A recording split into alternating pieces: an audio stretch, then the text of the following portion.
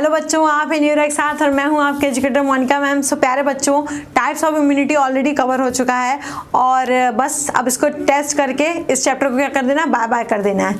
तो चलो स्टार्ट करते हैं। आप लोगों की ऑलरेडी वोटिंग आ चुकी है। नेक्स्ट आपको क्या पढ़ना है चैप्टर, तो हम स्टार्ट करने वाले हैं। देखो टेस्ट हम इसका टाइप्स ऑफ इम्यूनिटी का कवर करेंगे आज।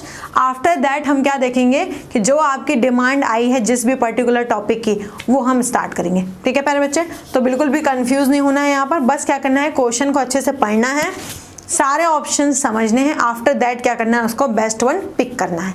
ठीक है बच्चे, क्लियर है ये चीज़? तो चलो स्टार्ट करते हैं। So innate immunity is dash, obviously यहाँ पूछ रहा है क्या है, type of defence mechanism.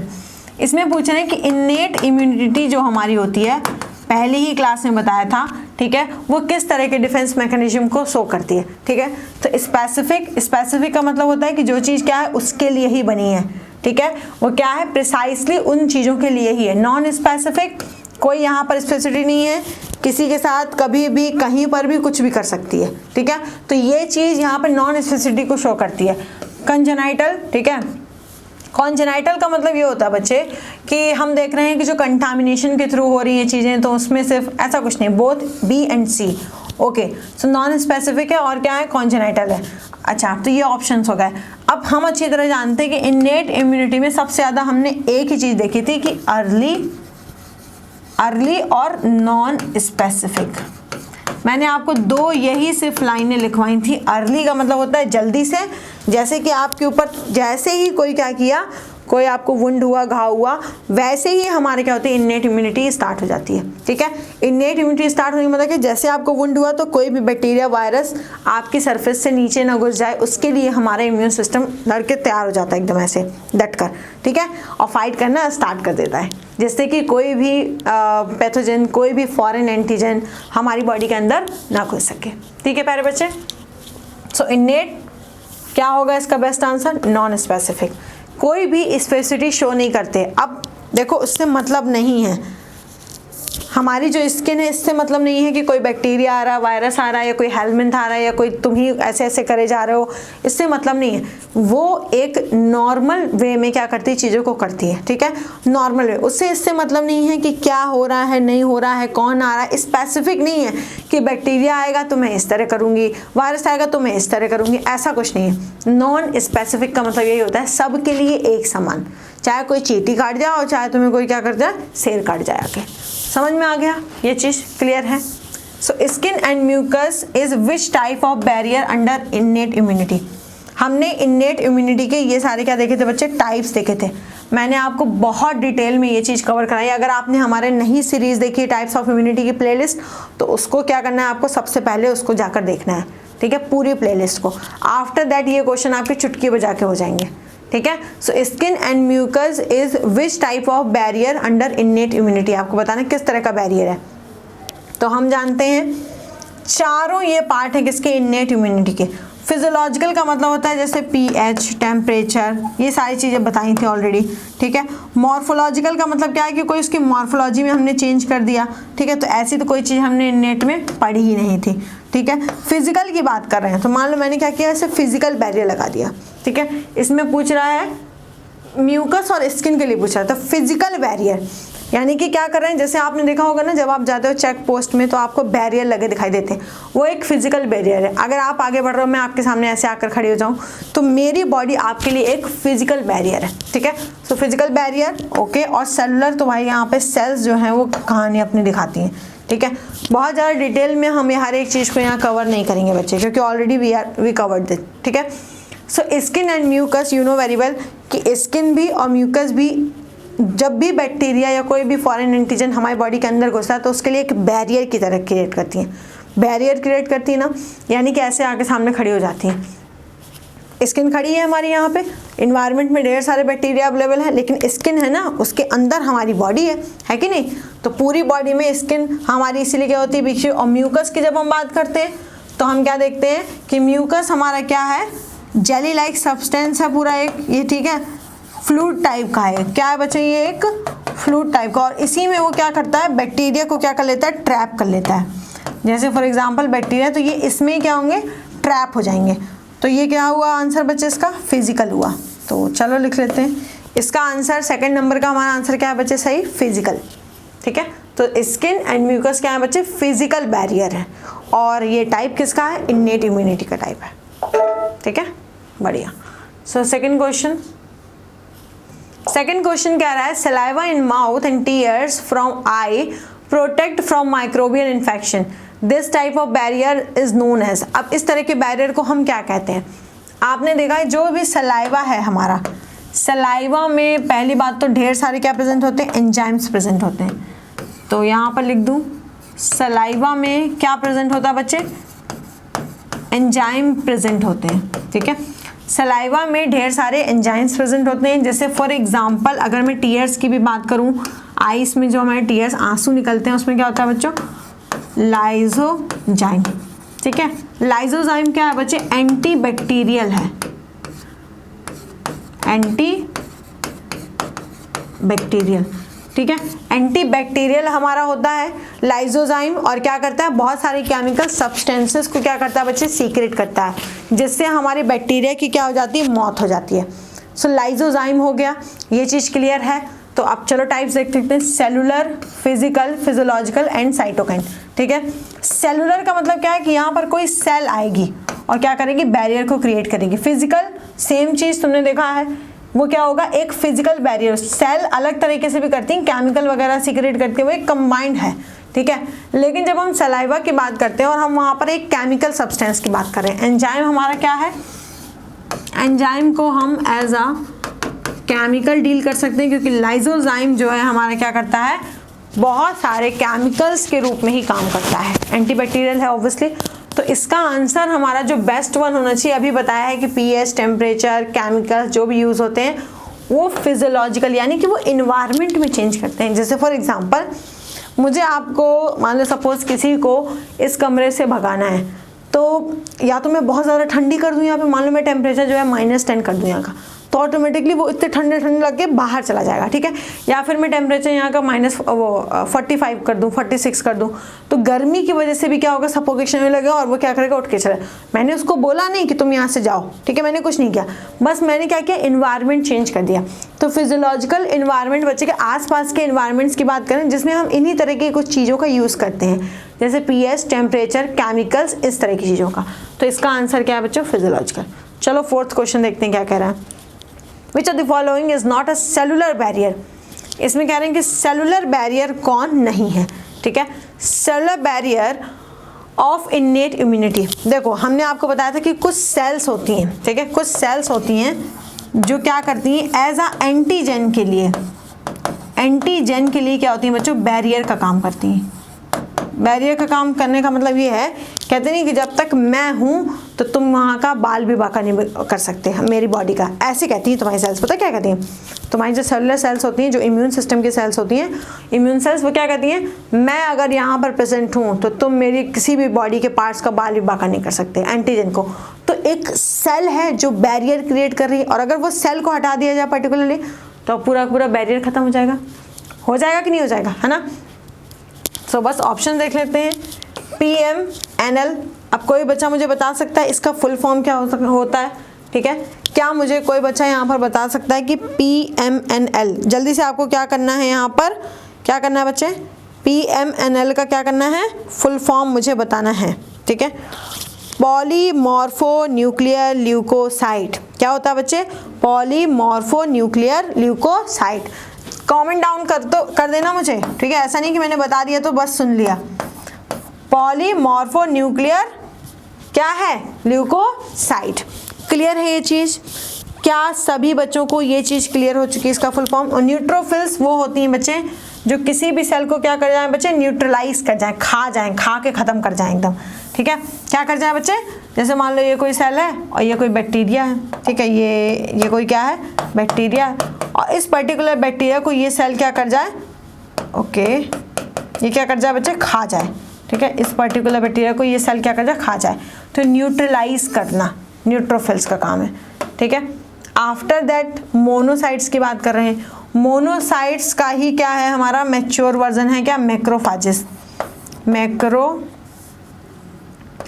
Macrophages, ठीक है, और आपको मैं ऑलरेडी बता चुकी हूँ मैक्रोफाज का क्या फंक्शन है, फैगोसाइटोसिस शो करना, ठीक है, फैगोसाइटोसिस, यानी कि कोई भी अगर ऑर्गेनिज्म है, मतलब ये सेल है ऑब्वियसली, और यहाँ पर कोई भी मान लो सपोज बैक्टीरिया है, ठीक है, तो इस पर्टिकुलर बैक्टीरिया को ये सेल क्या कर जाएगी, ऐसे आगे बढ़ाकर अपने हाथों को क्या कर जाएगी, अंदर ले लेगी और खा जाएगी। So macrophages.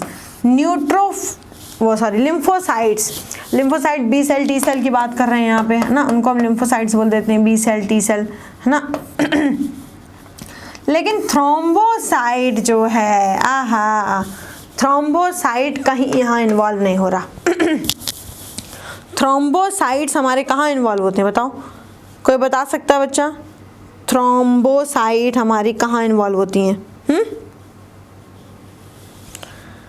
जल्दी जल्दी मुझे कमेंट डाउन करके बताओ, मैं यही सुन रही हूँ सारी चीज़ें आपको, ठीक है।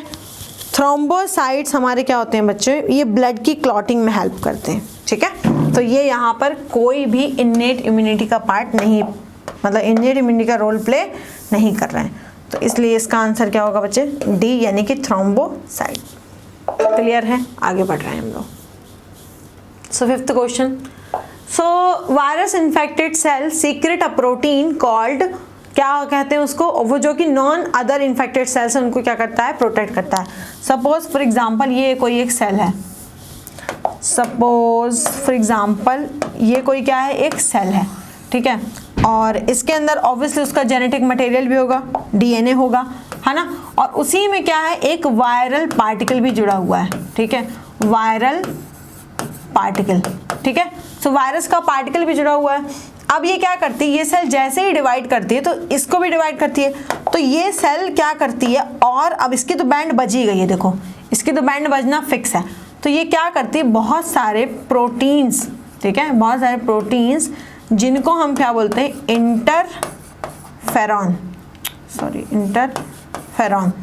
इंटरफेरॉन नाम के प्रोटीन क्या करती है बच्चे, सीक्रेट करती है, जिससे कि जो आसपास की ये सेल्स हैं, ठीक है, आसपास की ये क्या बच्चे जो सेल्स हैं, इनको क्या मिलता है, सिग्नल मिलता है, ये जा जाकर इनके रिसेप्टर्स जो लगे होते हैं ऊपर इसकी सरफेस पर जो भी चीज़ें लगी हुई होंगी, ये उनके पास जा जाकर क्या करता है, इनके सरफेस के ऊपर रिसेप्टर्स लगे होते हैं, है ना, हर सेल की सरफेस पे, तो ये जा जाकर उन्हें क्या करता है बच्चे, सिग्नल देता है। कौन जा जाकर, इंटरफेरॉन जा जाकर। तो इंटरफेरॉन जा जाकर क्या करता है, सिग्नल देता है कि भाई साहब मेरे अंदर वायरल का इन्फेक्शन हो गया, तुम जल्दी जल्दी क्या करो, सेल्स को बुलाओ और मुझे ख़त्म करवा दो, ठीक है।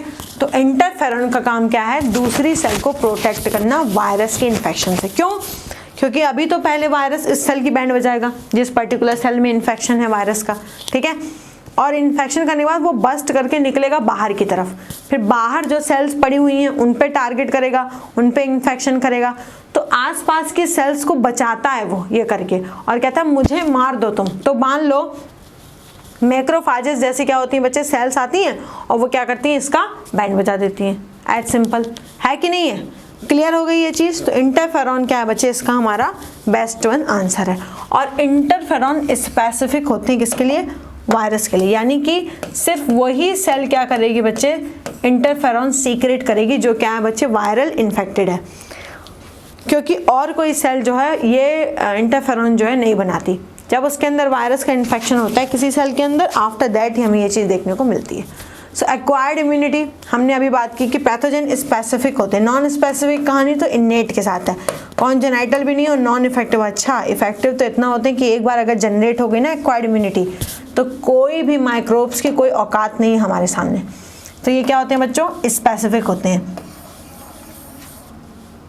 जो हमारी क्या होती हैं, एंटीबॉडीज़ होती हैं, ठीक है, एक्वायर्ड इम्यूनिटी के अंदर ही आते हैं, और वो प्रिसाइसली पहचानती हैं किसको, अपने माइक्रो ऑर्गेनिज्म को, ठीक है। तो स्पेसिफिक हुई ना, बढ़िया। सो ये चीज़ समझ में आ गई। अब नेक्स्ट क्वेश्चन देख रहे हैं। So the next question is the antibodies primarily participating in allergic response. हमने बताया भी था एलर्जिक, और मैंने कहा था इसका नाम खराब कर लो। नाम खराब करने पे क्या होगा, मतलब इसकी स्पेलिंग खराब कर दोगे तो तुम लोग एलर्जी, इसको इस चीज़ से क्या कर लो, कोरिलेट कर लो। मैंने कहा था एलर्जी, और एलर्जी में ई आ रहा है, तो एज सिंपल IgE नाम की एंटीबॉडी हमारी क्या होती है, एलर्जी के लिए रिस्पॉन्सिबल है। ठीक है बच्चे, क्लियर है। और डी ऑप्शन जो यहाँ पर मिस हो गया है, आई थिंक IgM, जो कि ये यहाँ आ गया है ये यहाँ आ गया बच्चों उठ के, ठीक है, IgM, ठीक है, इसका डी ऑप्शन है। तो बट ऑब्वियसली सही तो हमारे क्या है, IgE ही है। चलो नेक्स्ट क्वेश्चन देख रहे हैं हम। So next question is which of the following is an allergen. Allergen वो होते हैं बच्चों जो एलर्जी को क्या करते हैं, कॉज करते हैं। सो एलर्जी कॉजिंग एजेंट, एजेंट वो कोई भी एक पार्टिकल, कोई भी एक कंपाउंड, कुछ भी, ठीक है। सो एलर्जन वो है जो क्या कॉज करेगा बच्चे, एलर्जी को कॉज करेगा। तो यहाँ पर देख लेते हैं, ए डस्ट, ओके, पॉलन, ओके, तो यहाँ पर पूछ रहा है कि animal dander, okay, all of the above. तो बट ऑब्वियस है, मैंने बताया था कि जब डस्ट के पार्टिकल अंदर जाते हैं तभी स्नीजिंग स्टार्ट होती है। पॉलन ग्रेन्स से कई लोग नहीं जैसे बगीचे में जाते हैं छींकना स्टार्ट कर देते हैं, वो भी एलर्जी होती है बच्चे, ठीक है। और डस्ट में ऑब्वियसली एनिमल डेंडर की तो बात हो ही चुकी है। तो all of the above is the best answer. D इसका क्या है बच्चे, हमारा इसका करेक्ट आंसर है। क्या है, डी करेक्ट आंसर है। क्यों, क्योंकि डस्ट भी एक क्या है हमारा, डस्ट भी एक एलर्जन है, पॉलन भी एक एलर्जन है, ठीक है। उसके साथ साथ हमारा एनिमल डेंडर भी क्या है बच्चों, एक एलर्जन की तरह काम करता है। और क्या कॉज करते हैं, एलर्जी, ठीक है, बढ़िया। सो ये क्वेश्चन भी क्लियर हो गया। मज़ा आ रहा है? अगर मज़ा आ रहा है तो यार वीडियो को लाइक करो, शेयर करो, कमेंट कर दो, है ना। और जो भी क्वेरीज हैं या इसमें से कोई क्वेश्चन समझ में नहीं आया, उसका एक्सप्लेनेशन दोबारा चाहते हो तो प्लीज़ मुझे कमेंट डाउन करके बता देना। और अगर वीडियो पसंद आ रहा है, अगर आ रहा है तो सब्सक्राइब कर देना चैनल को, ठीक है। और अपने फ्रेंड्स में ज़रूर शेयर किया करो यार। ऐसा थोड़ी नॉलेज बांटने से बढ़ता है, ये मत सोचो कि अगर उसको भेज दोगे तो उसको आ जाएगा। क्या हुआ यार, आपको आएगा वो आपको थैंक यू बोलेगा, है कि नहीं। सबका भला होगा, जैसे कहते नहीं, कर भला तो हो भला।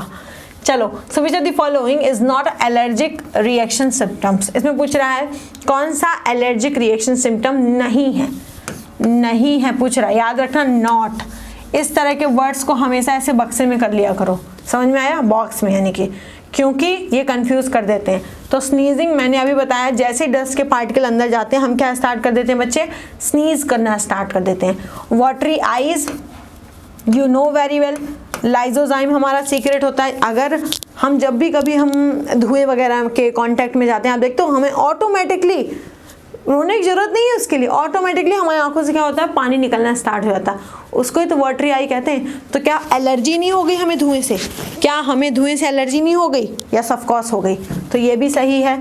और difficulty in breathing, yes of course, जब धुआं जाता है हमें सांस लेने में भी दिक्कत होती है बच्चे। तो ये तीनों तो सही है, ठीक है।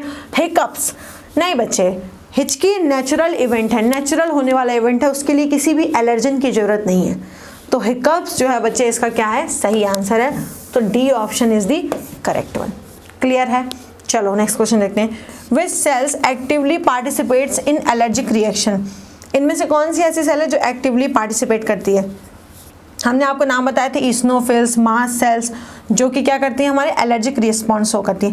देखो मोनोसाइट कुछ नहीं है, मैक्रोफाज का ही क्या है, देखो मोनोसाइट का मैच्योर वर्जन है क्या, मैक्रोफाजेस, ठीक है।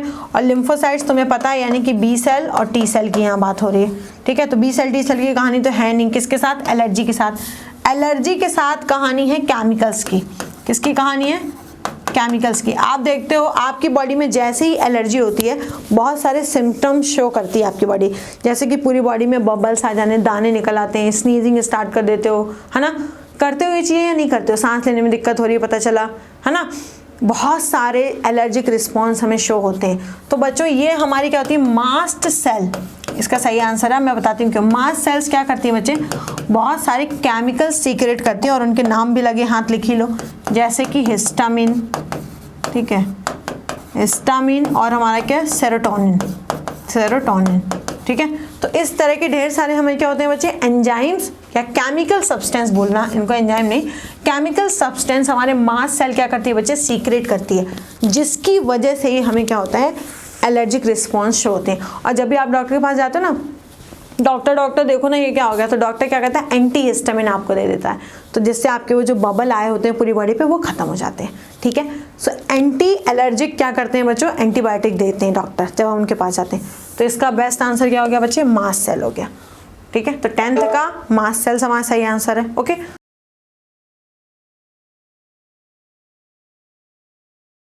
सो चलो नेक्स्ट क्वेश्चन देखते हैं क्या कर, लो आ ही गया आ ही गया वो क्वेश्चन जिसकी मैं बात कर रही थी। In case of allergy which drugs reduce the symptoms. अभी क्या बोला आपकी मैम ने कि कौन सा ड्रग ऐसा है जो क्या करता है, हमारा उनके सिम्टम्स, जो भी हमारी बॉडी क्या करती है बच्चों, सिम्टम्स शो करती है, उसको क्या करता है, कम करता है।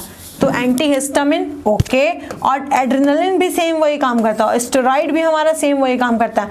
तो all of the above is the best one. So ठीक है, इसका आंसर क्या है बच्चे, all of the above. Done, क्योंकि एंटीहिस्टामिन की बात है मैंने कि जब हम सेरोटोनिन की बात कर रहे थे तो एंटी सेरोटोनिन, स्टेरॉइड और एड्रेनलिन जैसे हमारे क्या होते हैं बच्चों, ड्रग्स देते हैं, क्या डॉक्टर देते हैं obviously. In autoimmune disorder the cells, autoimmune disorder में क्या होता है, प्रोड्यूस मोर एंटीबॉडीज। नो, ऐसी तो हमने कोई बात नहीं की थी, है ना भाई। मोर एंटीबॉडीज बनाएंगे तो इसका मतलब तो वो रिस्पॉन्स शो कर रही है। प्रोड्यूस लेस एंटीबॉडी, एंटीबॉडी की तो कोई कहानी है ही नहीं ऑटो इम्यून के साथ। क्या करती है, हमारी खुद की सेल, ठीक है, सेल्फ सेल क्या करने लग जाती है, बैंड बजाने लग जाती है, किसकी, सेल्फ सेल की, ठीक है। तो हमारे घर के लोग ही क्या कर रहे हैं, घर वालों को मार रहे हैं, तो start attacking other body cell. Yes of course, ये आंसर हमारा सबसे